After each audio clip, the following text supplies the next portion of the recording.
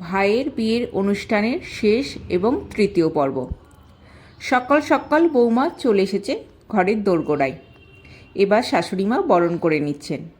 থুরি সমস্ত শাশুড়িমা, মানে যে কজন শাশুড়িমা ছিলেন সকলেই প্রায় বরণ করে নিল।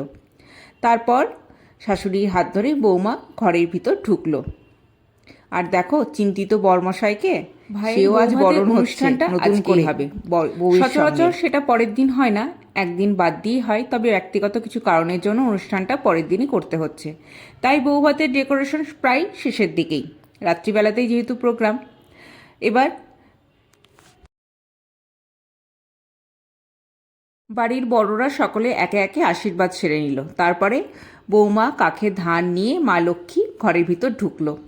তারপর শুরু হলো একে একে বিভিন্ন রকম খেলাধুলা, ওই যেগুলো হয় না বেশ আনন্দের সঙ্গে করা হয় সেই সব খেলাধুলা চললো সব কিছুই। তারপর আমরা সকালে টিফিনটা করে নিলাম।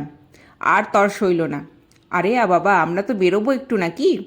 সকাল সকাল মুড়ি ঘুগনি খেয়ে আমরা প্রায় কয়েকজন মিলে চলে গেলাম মামার জমিতে, মানে আমার মামার বাড়ি যেহেতু গ্রামের দিকে, সেখানে চাষবাস হয় সেই জমিতে। তারপর সরাসরি সন্ধেবেলার আয়োজন বেশ জমজমাট।